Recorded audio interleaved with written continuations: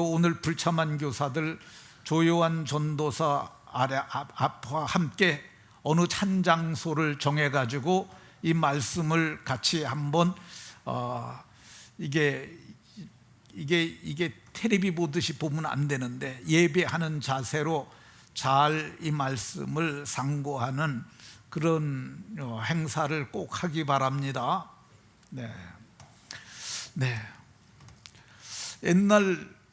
옛날이 아니고 좀 오래 전에 한 아버지가 나쁜 짓만 골라서 하는 아들을 데리고 조상 산소를 갔습니다. 조상 산소에 가가지고 아버지가 회초리를 가지고 그 앞에 서서 조상들 앞에 잘못을 고했습니다. 내가 자식들을 잘못 가르쳐 가지고 특별히 이 아들이 너무 잘못된 길로 가서 사죄하러 왔습니다. 그리고 조상묘 앞에서 여러 말로 잘못했다고 그 아버지, 그러니까 할아버지에게 잘못을 고하더니 종아리를 걷고 회초리로 자기 다리를 때렸다는 겁니다. 근데 그 사고뭉치 아들이 그걸 보면서 아니 뭘 그렇게까지 하냐고 자꾸 그랬는데 아버지가 그치지 않고 때리는 거야. 종아리 살이 터지고 피가 나오는 대로 멈추지 아니하니까 아버지 그만하라고, 이젠 그만하라고. 근데 아버지가 멈추질 않으니까 그 앞에서 아들이 무릎을 꿇습니다. 아버지 잘못했어요. 내가 이제부터 안 그러면 될 거 아니냐고. 근데 아버지 앞에 그가 사죄를 하는 것을 보고 아버지가 내가 그렇게 말하니까 내가 그만하겠다 하고 돌아왔습니다. 근데 그 아들이 바른 삶을 살아서 그러니까 좋은 아버지가 됐어요. 또 그런데 한 20년 지난 후에 그 아버지가 보니까 자기 아들이 또 망나니 짓을 하는 거야. 그러니까 아들에게 여러 말로 권합니다. 너 그리 하지 마라. 그렇게 하면 안 된다. 그래도 애가 정말 못된 길로 계속 가는 거야. 아버지가 어느 날 회초리를 준비해 가지고 방으로 돌아갔습니다. 그래 가지고 아들을 세워놓고 자기 종아리를 걷고 때리기 시작을 했습니다. 그러면서 내가 너를 잘못 가르쳐서 오늘 이런 일이 생겼다고 자기 종아리를 계속 때리는데 그 아들이 뭐라고 그랬느냐 하면 그 광경을 보고 아들이 엄마 아빠가 미쳤나 봐, 빨리 와봐. 그때 뛰어야지. 그렇게 말했다고 그럽니다. 그 뭘 얘기를 하려고 그러는 거냐 하면 세상에 옛날에는 그렇게 교훈적인 삶을 보여주면 변했는데 요즘 세대는 그렇게 해서도 잘 안 된다는 세태를 고발하려고 하는 말입니다. 세상이 변해도 참 많이 변했다고 그럽니다. 아주 많이 변한 다음 세대를 가르치느라고 우리 교사들이 수고하는 것 내가 알고 하나님도 알고 아실 겁니다. 그리고 여러분들이 수고하는 것을 내가 주의 이름으로 칭찬하고 하나님께서도 기억하고 계실 줄로 믿습니다. 성경은 세상이 변하고 어렵고 힘들더라도 주님의 말씀은 추호도 변함없이 내가 너희에게 분부한 모든 것을 가르쳐 지키게 하라 라고 성경은 이렇게 얘기를 합니다. 언제까지 가르치라고는 말씀하시지 않으셨지만 세상 끝날까지 함께 있으리라고 하셨으니까 세상 끝날까지, 주님 다시 오실 때까지, 아니면 우리가 주님께 가는 날까지 가르쳐야 하는 줄로 믿습니다. 그럼 어떤 마음으로 다음 세대를 가르쳐야 할까? 바울 사도는 이렇게 말씀합니다. 다음 세대들을 깨달은 마음으로 가르쳐라. 깨달은 마음으로 가르치라고 이렇게 얘기를 하고 있습니다. 그러면 깨달은 마음이 도대체 어떤 것일까?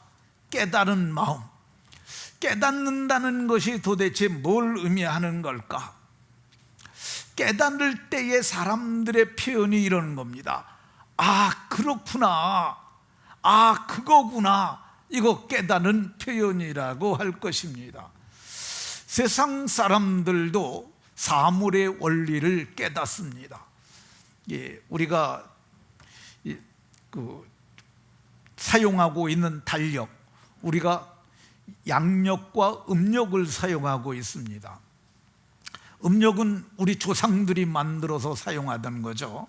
근데 이게 보면은 음은 달을 가지고 만든 그 달력이거든요.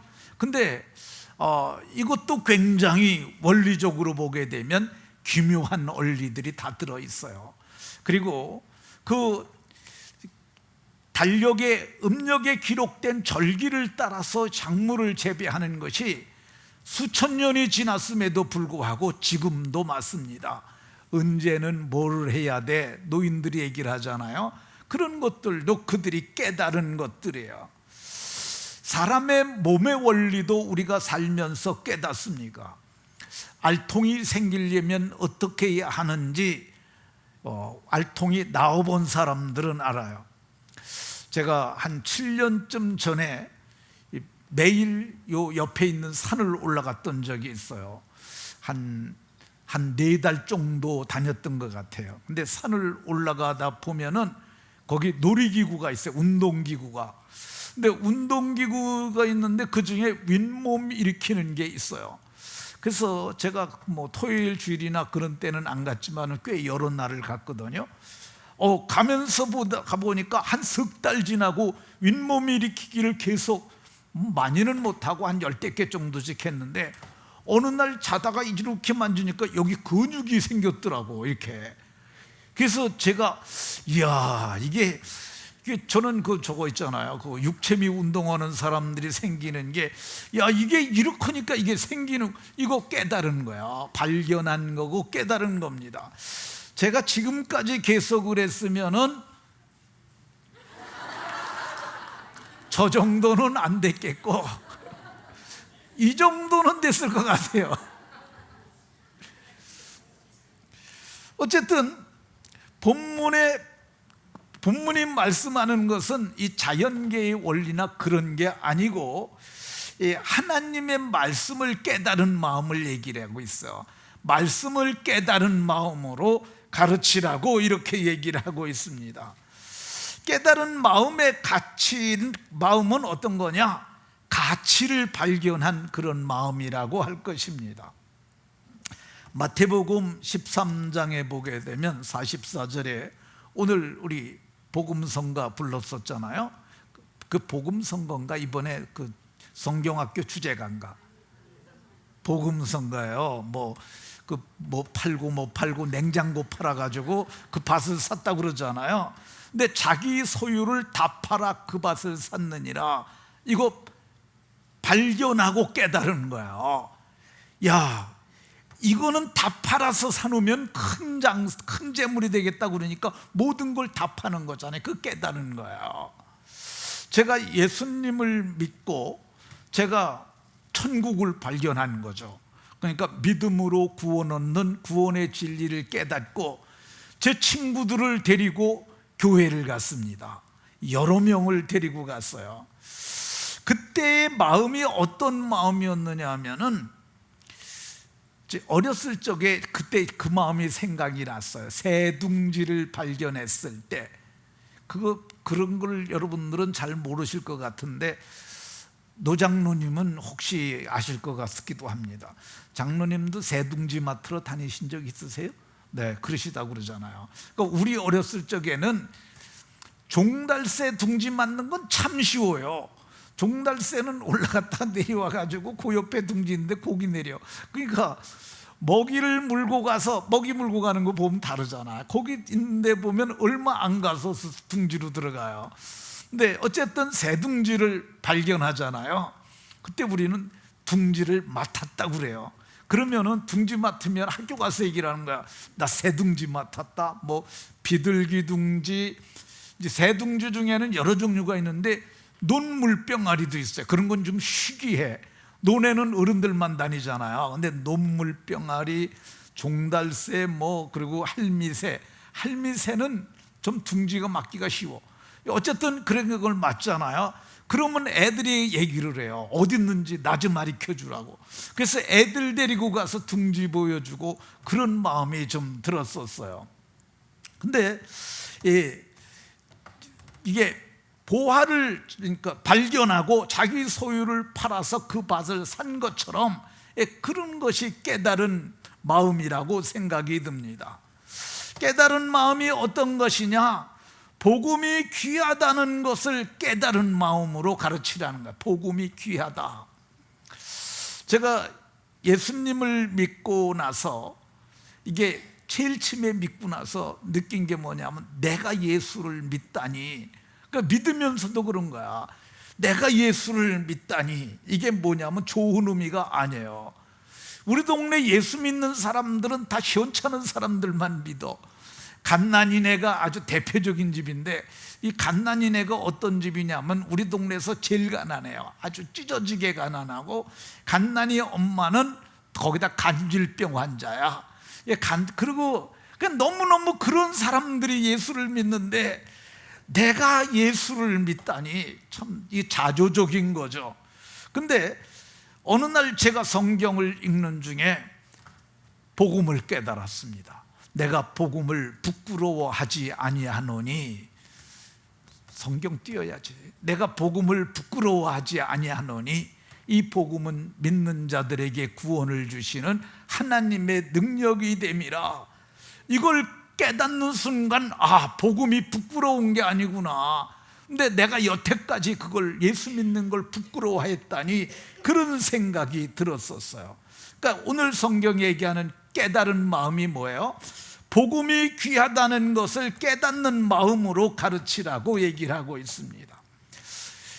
오늘 성경이 깨달은 마음으로 가르치라는 말은 영혼이 귀하다는 것을 깨달은 마음으로 가르치라는 말입니다. 영혼이 귀하다. 제가 부흥회를 예수님을 믿고 친구들을 많이 데리고 부흥회를 갔어요. 근데 이제 부흥회를 갈 때 동네 부흥회를 하면 제가 친구들한테 가자고 얘기를 하면 그때 오토바이로 다녔어요. 그땐 자동차가 있던 개인 자가용은 거의 없던 시대인데 오토바이 한 대에 보통 3명씩 타요. 3명씩 타게 되면은 한 6, 7대만 가도 한 20명이 가는 거예요.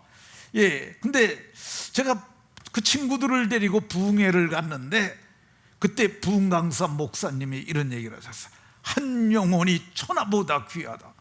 한 영혼이 천하보다 귀하다는 말을 하셔가지고 나는 그때 돈을 많이 벌려는 그런 꿈을 갖고 있었어요.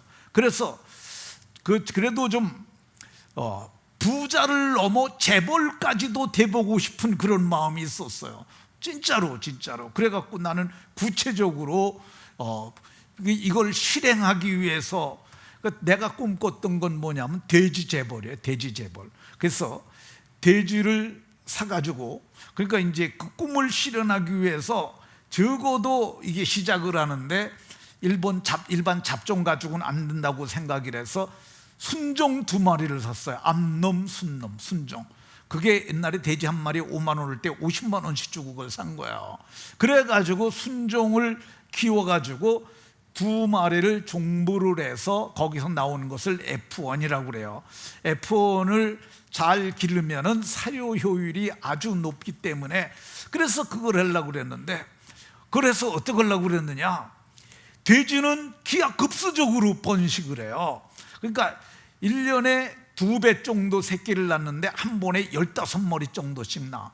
그러면은 2배면 암돼지 한 마리가 1년에 30마리를 낳는 거야. 그게 왜 돼지를 선택했냐면 빨리 부자가 되려면 돼지가 제일 빠르겠더라고. 그래서 돼지를 하려고 그랬는데 그날 충격적인 얘기를 들은 거죠. 한 영혼이 천하보다 귀하다. 목사님이 거짓말할 것 같지는 않고 그럼 한 영혼만 구해도 천하를 얻은 것만큼 하나님이 인정해 줄 거 아니냐. 그러니까 내가 내세를 생각한다면은 복음 전도하는데 내 일생을 헌신하는 것이 좋겠다 그랬는데, 근데 이 목사님이 성경에 없는 얘기를 했어요. 근데 오늘날에도 이런 얘기하는 목사님들이 간혹 있는데 이 말씀 성경에 없습니다. 한 영혼이 천하보다 그런 귀하다는 그런 말은 없는데 유사대구가 있어요. 마태복음 16장 25절에 보면 사람이 만일 온 천하를 얻고도 제 목숨을 잃으면 무엇이 유익하겠느냐, 이 말에서 한 영혼이 천하보다 귀하다라고 하는 말을 유추했다, 이렇게 생각이 듭니다. 근데 오늘 깨달은 마음이라는 게 어떤 거냐, 사람이 귀하다, 이걸 깨달은 마음으로 가르치라는 말이죠. 우리가 깨달은 마음이 어떤 거냐, 우리가 중요시 여겨야 될 깨달은 마음이 뭐냐면, 가르치지 아니하면 다음 세대와 세대 단절이 일어날 수 있다는 것을 깨닫는 거야. 이거는 어디 나오느냐면 사사기 2장에 나옵니다. 사사기 2장에, 그러니까 여호수아가 살았을 때 하나님의 수많은 역사를 체험했지 않습니까? 그들은 요단강을 건너는데 제사장들이 법궤를 메고 들어가니까 요단 강물이 내려오다 멈춰버렸어요. 거기서 물이 거기서부터 쌓이는 거야, 위로 다. 그러니까 밑에는 물이 빠져나가고, 그러니까 어떻게 되겠어요? 물이 빠져나가니까 거기를 육지같이 건넜어요. 그러니까 그것을 봤던 사람들, 그 요단강을 마른 땅으로 건넜던 사람들은 뭐야? 하나님의 역사를 본 거야. 그 사람들은 사는 날 동안 여호와를 섬겼어요. 그 세대의 사람도 다 조상들에게로 돌아갔는데, 근데 문제는 뭐냐면은 그 후에 일어난 세대야. 그걸 갖다 다음 세대라고 표현하지 아니하고 다른 세대라고 얘기를 합니다. 다른 세대가 어떻게 다른 거예요? 믿음이 없는 세대요. 하나님의 역사를 알지도 못하고 보지도 못하고 듣지도 못했어요. 그런 세대들은 어떻게 됐느냐, 그런 세대들은 사사기 2장 11절에 보면 여호와의 목전에서 악을 행하며 바알을 섬기고 아세라를 섬기고 했는데, 그들이 어떻게 되느냐, 그들 조상의 하나님 여호와를 버리고 여호와를 버렸는데, 여기 버렸다는 이 야자브라는 단어가 하나님을 따로 놨다는 거예요. 하나님 왕따 시켜놓고 지네들이 바알과 아세라를 하나님이 두 눈 뜨고 지켜보는데 목전에서 그걸 했다는 거야. 왜 이런 일이 일어났겠어요? 가르치지 않아서 그래요. 가르치지 아니하면은, 우리 교회가 가르치지 아니하면 다음 세대에 반드시 세대 단절이 일어납니다. 그러니까 할머니까지 잘 믿었는데 할머니가 자기만 교회 다니고 자식들 손자들한테 말하지 않으면 세대 단절이 일어나는 거예요. 저는 우리 노회가 노회의 노회가 교육위원회라는 게 있어요. 거기서 성경학교를 다 연합으로 해요. 제가 그거 하지 말라고 여러 번 말했습니다. 왜 여러 번 말했느냐, 그거 연합으로 하게 되면 교회에서는 아무것도 안 하는 거예요. 교회는 잠잠하고. 노회가 그것 때문에 한 4천만 원 써요. 근데 그렇게 큰 돈을 써가면서 그거 하는 게 뭐냐, 그게 모인 애들만 가르치고 마는 거야. 전 그렇게 하면 안 된다고 생각을 해요. 우리 영아부 여기서 했잖아요, 그렇죠? 또 우리 밥해 주시느라고 이번에 권사회가 애쓰신 모양인데, 교회가 열심히 힘을 합쳐가지고 그걸 하잖아요. 그러니까 우리 애들, 거긴 모였던 애들만 딴 데 보냈으면 이번에 다른 애들이 올 수가 있었겠어요, 없었겠어요? 없지요. 그러니까 그게 여기서 해야 되는 거야. 여기서 교회가 적으면 적은 대로, 크면 큰 대로 거기서 모여서 그걸 해야지. 그거를 수련회 한다고 다 보내버리면은 그게 뭐가 되냐고요. 우리 유초등부도, 우리 유치부도 여기서 하잖아요. 이거 해야 된다고 생각을 해요. 교회들마다 없어도 없으면 없는 대로, 있으면 있는 대로 전 해야 된다고 생각을 해요. 사람들이 그래요. 애들 2명을 가지고 모르냐고. 2명은 사람이 아니에요. 2명이라도 해야 되는 거예요. 1명이라도 해야 돼요. 이거는 그러니까 거기에 집중을 하다 보면 1명이 2명이 되고, 2명이 3명이 되고, 3명이 4명이 되고, 그렇게 됩니다. 오늘날에 적은 개척교회일수록 새벽 기도도 안 하는 교회 많아요. 근데 적어도 새벽 기도 해야죠. 많아도 하고 적어도 하고, 이게 교역자가 그걸 해야 되죠. 그래서 말씀을 자기가 준비하면서 훈련이 되고, 그렇게 해야 되는 거죠.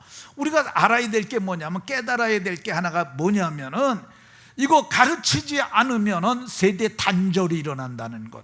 그래서 다음 세대에게 세대 전승이 되기 위해서 우리는 부단히 가르쳐야 하는 줄로 깨달으시기 바랍니다. 깨달아야 되는 게 뭐냐? 하나님은 외모를 보시고 외모를 보시지 아니하시고 여호와를 경외하고 의를 행하시는 사람을 받으시는 것을 깨달아야 합니다. 이거는 성경이 말하는 거예요. 베드로 사도는 유대인의 사도예요. 그래서 유대인들만 귀하다고 생각을 했는데, 하나님이 여러 가지, 말하면 길어지니까 고넬료의 집에 글을 보냈어요. 그리고 그가 깨달은 걸 이렇게 말합니다. 하나님은 사람을 외모로 보지 아니하시고 하나님을 경외하며 의를 행하는 사람은 다 받으시는 줄 어떻게 했다고요? 깨달았다. 이 베드로 사도의 깨달음은 뭐냐면 유대인에서 이방인에게로 나아가는 길이 열린 거예요. 이게 아주 엄청나게, 그러니까 유대인만의 하나님이 아니라 이방인의 하나님도 되신다는, 다시 떼보세요. 이방인의 하나님도 되신다는, 이방인들도 하나님이 다 받으신다는 이 중차대한 진리를 깨달은 겁니다. 그래서 그때부터 이방 선교가 이루어지기 시작을 하는 거예요. 우리가 주의 나라가 귀하다는 것을 깨달은 마음으로 가르쳐야 하고, 가르치는 것이 아주 귀하다는 것을 깨닫고 가르쳐야 하는 줄로 믿으시기 바랍니다. 그러면 깨달은 마음의 가치는 얼마나 될까? 깨달은 마음의 가치는 얼마나 될까? 19절에 보면은 깨달은 마음을 5마디 말을 하는 것보다 1만 마디의 방언으로 말하는 것보다 나으니라, 이렇게 얘기를 합니다. 깨달은 마음으로 5마디 말하는 거고 1만 마디 방언으로 하는 것보다 그게 낫다고 얘기를 했어요. 이건 바울 사도의 얘기예요. 근데 18절에 보면 뭐라고 그러냐면, 18절에 이 바울 사도께서 뭐라고 말씀하시냐면요, 내가 너희 모든 사람보다 방언을 덜 말함으로 하나님께 감사한다고 얘기를 해요. 바울 사도는 방언 기도를 엄청 많게 하는 사람이에요. 그럼에도 불구하고 보니까 1만 마디 방언보다 깨달은 마음으로 5마디 말하는 게 더 낫다고 얘기를 하고 있습니다. 그러니까 깨달은 마음으로 말하는 것이 아주 귀한 줄로 믿으시기 바랍니다. 그러니까 가르치는 교사들이 그냥 막연하게 알지 말고 명료하게 인식을 해야 돼. 명료하게. 그래서 그걸 마음으로 깨달아 알아야, 그게 마음의 지식이 어디로 전달되냐면 마음으로 전달되는 거야. 머리로만 아는 지식은 어디로 전달돼요? 머리로만 전달되는 거지. 머리로만 아는 것만 얘기를 하면. 그러니까 이 마음으로 자기가 깨달은 것이 그렇게 전달되는 거죠. 깨달은 마음을 가진 자는 어떤 역사를 이루느냐? 깨달은 마음으로 마음을 가진 자는 열매 맺는 인생이 됩니다. 골로새서 1장 6절에 보면 은혜를 깨달은 날부터 무슨 일이 일어난다고요? 열매 맺는다고 그러잖아요. 그러니까 우리 인생들이, 우리 애들도 깨닫게 해야 되지만은 가르치는 교사들이 먼저 깨달아야 돼요. 그래서 이게 열매 맺어 자라는 복이 있습니다. 그러면 사람이 어떻게 깨닫게 될까?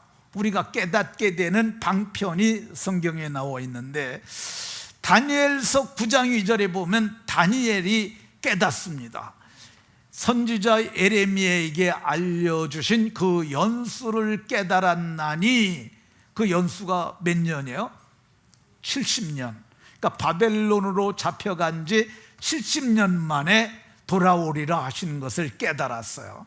그래서 이게 바벨론이라는 제국이 그게 어마어마한 제국이었는데, 그 인류가 만든 도시 중에서 바벨론이라고 하는 느부갓네살이 만든 도시가 아주 가장 탁월한 도시라고들 얘기를 하는 사람이 많아요. 근데 그 바벨론이 80여 년 만에 그대로 종말을 구해요. 참 이상하게도, 아이러니하게도 그게 무너지고, 고레스가 즉위하자마자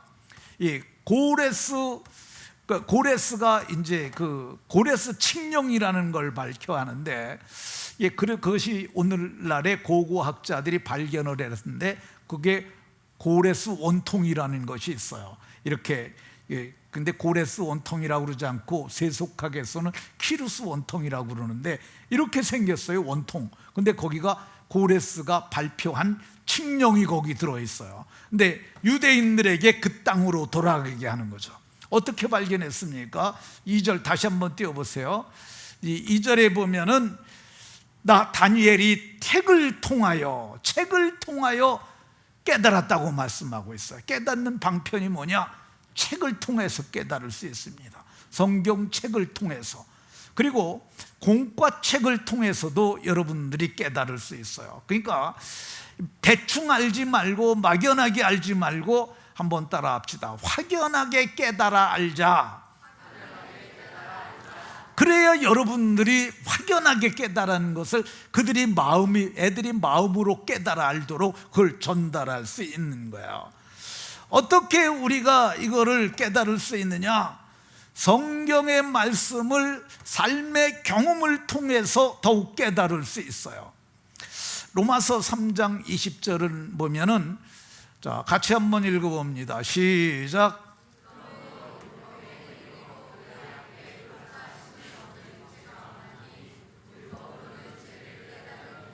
아멘. 자, 이 말씀이 구약 성경에 있을까 없을까?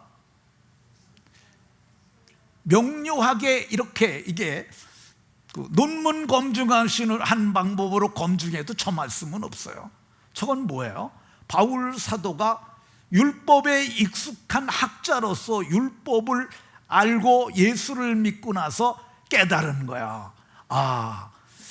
이제 바울 사도가 율법의 행위로 의롭다함을 얻을 육체가 없나니, 자기가 율법으로는 흠이 없는 자라고 스스로 말했지만, 그럼에도 불구하고 하나님 앞에서는 의롭다함을 얻을 육체가 없다. 이 바울 사도가 깨달은 거야. 왜 그렇게 깨달았어요? 사람이 율법을 다 지키려고 보면은 어느 하나가 불완전하게 지킬 수도 있어요. 그러니까 내가 율법을 지켜서 의롭다 해줄 수는 없구나. 그러니까 율법의 기능이 뭐냐? 율법으로는 죄를 깨달음이니라. 율법으로는 뭐를 깨닫는다고요? 내가 오늘 왜 자꾸 물어보는 줄 아세요? 좋은 사람들이 있어서 그래. 정신 차리고 잘 들으라는 말이에요. 그러니까 율법으로는 죄를 깨닫는 거, 이거를 바울 사도가 깨달아 준 거예요. 근데 이걸 바울 사도가 깨달아서 기록을 해가지고 우리에게 줬지만, 그래도 이거를 읽어도 뭔 말인지 모르는 사람들이 많아요. 읽음에도 불구하고 이게 뭔 말이지? 그냥 읽었는데도 모르는 거예요. 그 이유가 뭐냐 하면은, 그 말씀이 내게서 경험되지 않았기 때문에 그래요. 그러니까 그게 경험이 이성의 영역일 수도 있고, 마음의 영역일 수도 있고, 삶의 영역일 수도 있는데, 율법을 우리에게 주신 것은 내가 죄인인 것을 자각하게 하기 위해서 율법을 주셨겠구나. 이걸 깨닫는 순간 사람이 하나님께 더욱 가까이 나아가고 더욱 내가 예수님을 찾을 수밖에 없구나, 그 앞으로 나가는 거죠.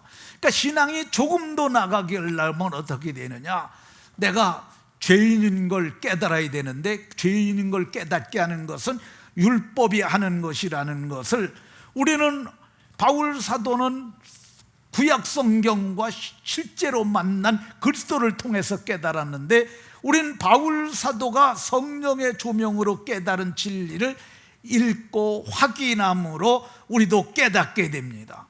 그러니까 우리가 어떻게 깨닫느냐, 이 말씀을 깊이 이해하고 읽을 때 깨달아지는 줄로 믿으시기 바랍니다.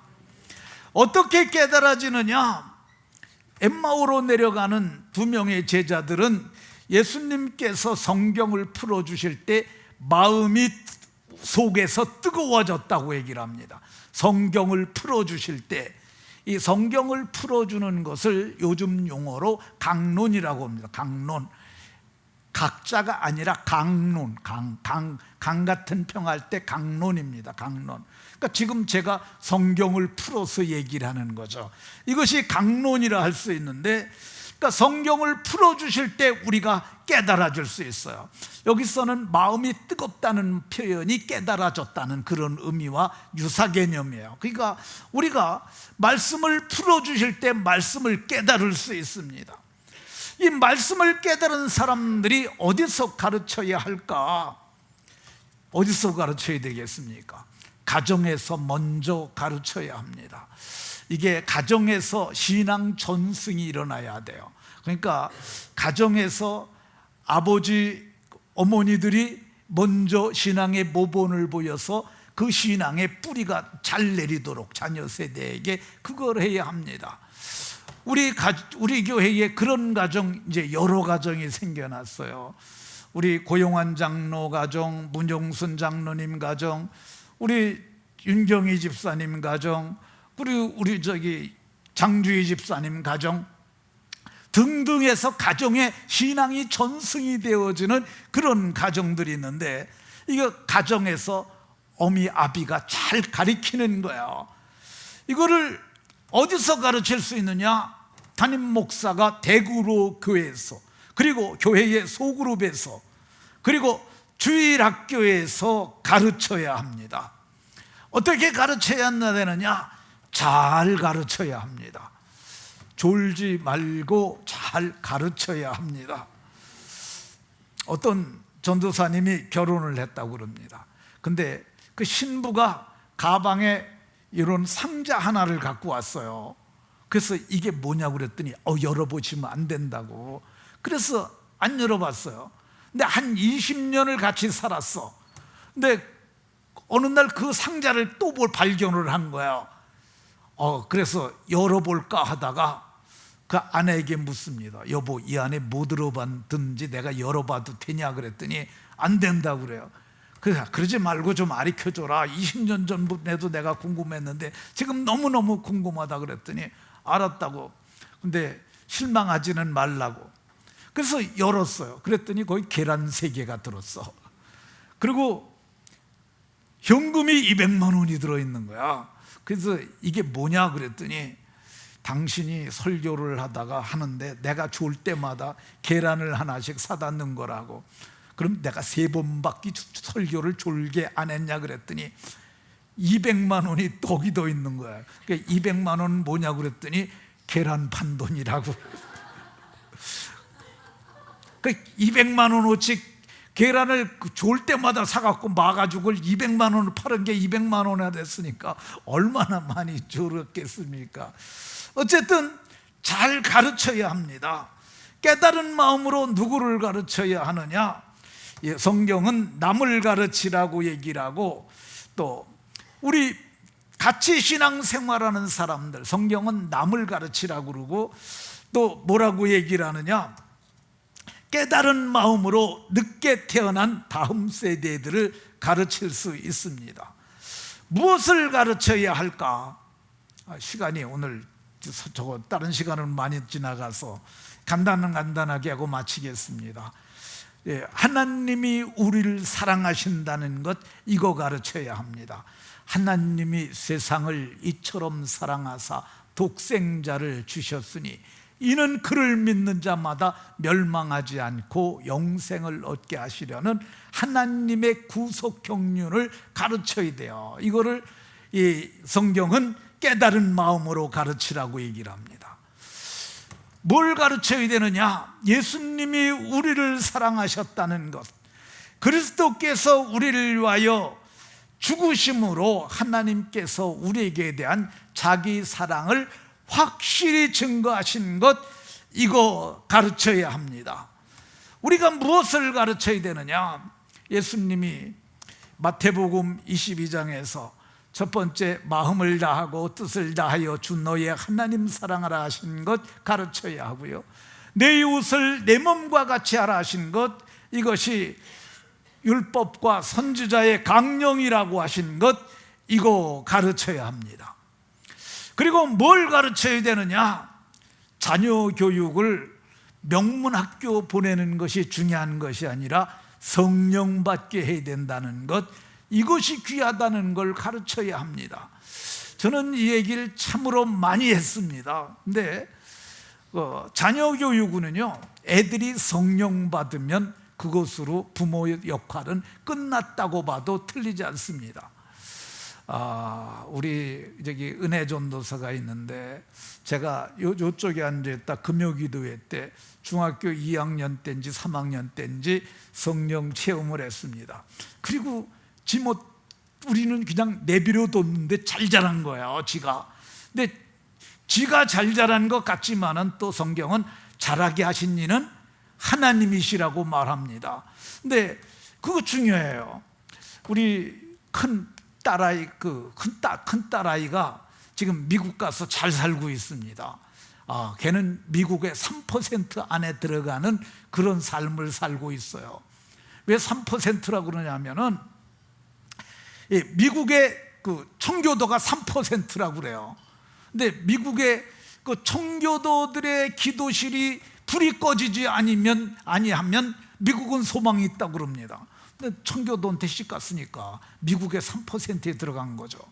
근데 걔를 제가 어느 집회를 보냈어요. 가서 은혜 받고 와라. 그랬더니 걔가 정말 은혜를 받고 왔어요. 걔 얼마 전에 우리 은혜 전도사가 간증을 했어요. 뭐라 그랬냐면, 언니가 은혜를 받고 오더니 뭣도 버리라고 그러고 경건한 삶을 살기 시작해서 제가 큰 영이 충격을 받았던 모양입니다. 그러니까 이거 가르쳐야 됩니다. 어떻게 가르쳐야 될까? 신명기 6장에 보면 부지런히 가르치며, 6장에 보면은 부지런히 가르치며, 누구에게 부지런히 가르치라고 그랬냐면 아비들에게 내 자녀를 부지런히 가르치며 부지런히 가르치라고 얘기를 하고 있습니다. 누구를 부지런히 가르쳐야 되느냐? 자기 자신을 먼저 가르쳐야 하고, 그리고 내 자녀를 부지런히 가르치라고 얘기를 합니다. 구세군을 창설한 윌리엄 부스는 우리는 마귀보다 먼저 가르쳐야 한다고 얘기를 했습니다.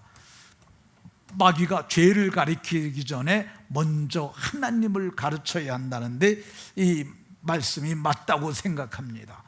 우리가 부지런히 가르치는 자들에게 복이 있는데, 부지런히 가르치면 어떤 일이 일어나느냐? 당년의 열매를 얻습니다. 그러니까 사람이 바뀌면은 그거 몇 달 안 걸려요. 그냥 예수님 믿은 그 순간부터 바뀌기 시작해요. 제가 예수님을 27살 추수감사절 날 그날 믿고 그 다음 날부터 지금까지 술을 안 먹었어요. 근데 이제 술 안 먹던 사람이 안 먹는 건 뭐 별거 아니겠지만은 거의 매일 술을 먹었어요, 저는 매일. 근데 매일 술을 먹던 사람이 그 다음 날부터 술을 안 먹는 거야. 깨닫게 되면은 당년의 역사가 일어납니다.